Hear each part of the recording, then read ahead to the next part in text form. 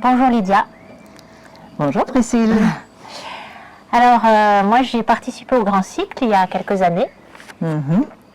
Et je me souviens que quand je me suis inscrite, j'ai regardé le planning et j'ai vu qu'il y avait 9 dates. Et parallèlement, j'étais en train de lire un livre, je ne me rappelle plus de qui c'est, mais peut-être Mariette de Nézel, j'en sais rien, qui disait toute une vie pour se mettre au monde ou quelque chose comme ça. Et les 9, je me suis dit, mais les 9, c'est une grossesse. Absolument. C'est une grossesse. Ouais. Et je me souviens que ça m'avait frappée. Et c'est, en fait, c'est ça qui m'a donné l'élan.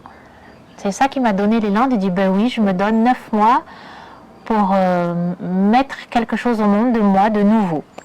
Alors j'avais une première question, est-ce que c'est fait exprès? Bah écoute, vu que j'ai fait le parallèle entre la naissance et la mourance, c'est quelque part une évidence, même si c'était inconscient au début. Voilà, c'était ça ma question, c'était inconscient. Mais avec le temps, c'est devenu de plus en plus clair qu'il y a vraiment une mise au monde, aussi pour les participants, à cause de tout ce travail approfondi qu'on fait, et où il y a aller en profondeur de soi. Il y a pas mal de nettoyage aussi à faire dans ce temps-là. Et dans cette intensité-là, je trouve effectivement ce processus, qui est aussi un processus de groupe, parce que ça crée comme une famille, vu que notre formation elle est résidentielle. On dort sur place, on mange sur place. Donc ça, c'est un aspect encore très particulier de cette formation. Oui, parce que ça fait comme un ventre. Ça fait un ventre. Ça fait un ventre, on est dans une famille, dans un lieu, et cet accompagnement jusqu'à la fin où c'est dans ce ventre. Et c'est vrai que la maison y contribue beaucoup. Je l'ai conçue pour ça, pour qu'elle puisse accueillir ce type de stage. Et je le sens bien que chaque fois, les gens me le disent d'ailleurs, cette maison, c'est comme un ventre, effectivement. Donc c'est joli comme que tu relèves, que c'est ça qui t'a fait venir. C'est ça qui m'a fait venir, c'est la résidence, les 9 mois et voilà. Et alors j'ai une question, mais je ne sais pas si tu peux y répondre en quelques secondes. Comme ça, c'est quoi ton moteur de la proposer, cette formation?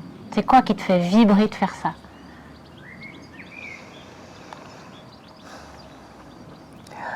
Ben, ça fait maintenant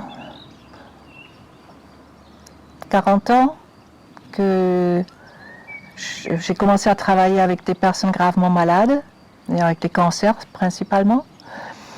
Et peu à peu, du fait de travailler avec des gens-là, surtout qu'ils venaient tous en stade terminal, j'étais obligée, au lieu de ce que je croyais qu'ils allaient guérir grâce à mon accompagnement, eh ben non, j'ai dû faire beaucoup d'accompagnement à la mort. Et donc, peu à peu, pour moi, c'est devenu ça le plus important. La guérison, c'est parti en arrière-plan. Cet accompagnement à travers une adversité, d'ailleurs, ça c'est quelque chose bien au-delà de l'accompagnement en fin de vie. C'est comment transformer ce qui est une adversité. Comment, d'une part déjà, commencer par adhérer à ce qui arrive, dire oui à ce qui arrive. Et donc, ça veut dire tout un travail émotionnel. Et donc, le moteur pour moi, c'est de ce que j'ai traversé moi-même aussi, ce qui m'a aidé moi-même de le transmettre. Et je veux vraiment souligner, l'accompagnement en fin de vie, c'est un aspect seulement. Je dirais, bon, c'est l'université de la vie, parce que les épreuves qu'on a à ce moment-là sont vraiment carabinées. C'est vrai, et dire oui à ce qui arrive n'est pas évident du tout. Mais ce qu'on travaille aussi dans la formation, c'est comment faire face à n'importe quelle épreuve, de quelque ordre qu'elle soit, familiale, santé, professionnelle, etc., pour apprendre à transformer ce qui est le logo de Entrelacs, transformer le pire en meilleur. Donc voilà, ma motivation réside là. Ouais, de transmettre ce qui, toi, t'a fait du bien et par lequel tu es passé. Ce que moi, qui m'a aidé à transmuter les épreuves. Oui. Après, moi, il y a une autre chose qui m'a frappée dans ce déroulement des 9 mois, c'est qu'il y a beaucoup de travail, je ne sais même plus si on peut employer ce mot sur soi. Et notamment, il y a une constellation familiale, par exemple. On pourrait se demander, mais qu'est-ce que ça fait là ? Et je comprends en lisant que c'est en se connaissant qu'on peut connaître l'autre et qu'on peut l'accompagner. Complètement. Donc, je vois tout ce processus, c'est vraiment en allant rencontrer tout ça, se défaire de ses couches, aller nettoyer ses généalogies, etc. Donc, c'est vraiment un super beau travail. En tout cas, moi, j'en ai un souvenir impérissable. J'ai découvert des parts de moi que je ne connaissais pas.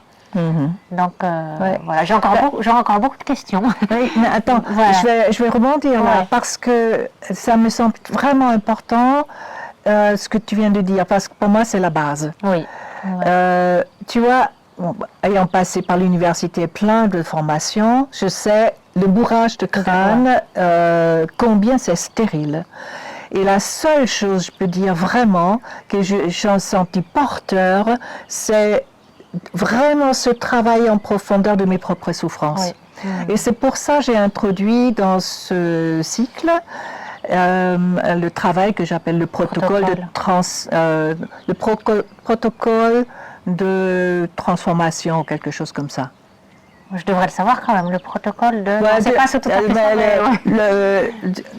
protocole de retournement. De retournement, voilà. De retournement des situations en fait, parce que on commence avec une souffrance personnelle, quelque chose de relationnel avec quelqu'un, et au fur et à mesure qu'on travaille avec des étapes très précises, arriver à apaiser cette souffrance et puis après poser un acte envers cette personne avec qui on a eu une difficulté. Et donc il y a 8 fois qu'on doit faire un protocole que je regarde, ça se fait à la maison. Et donc ça c'est un travail supplémentaire qui fait partie du développement personnel. Et j'estime que c'est vraiment très important, même si je sais bien qu'il y a beaucoup de résistance à le faire. Si je peux parler de moi, c'est au 7e protocole que je me suis rendu compte d'un de mes fonctionnements. Donc il en a fallu 7. Bon.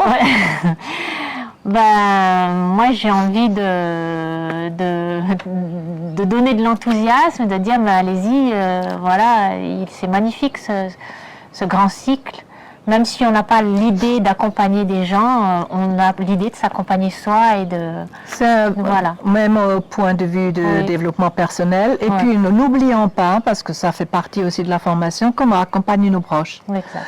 On sera un jour, tôt ou tard, on sera des proches aidants. Et donc, de l'aborder sous cet angle, même là, les gens qui viennent, ils ont souvent déjà des parents âgés. Et donc, comment entrer activement dans un accompagnement de la vieillesse et des handicaps, des diminutions, souvent d'ailleurs aussi sénilité. Et ça me semble un aspect très très important aussi. Voilà. J'ai plus de questions. Pas plus de questions. J'en aurais, mais j'en ai plus.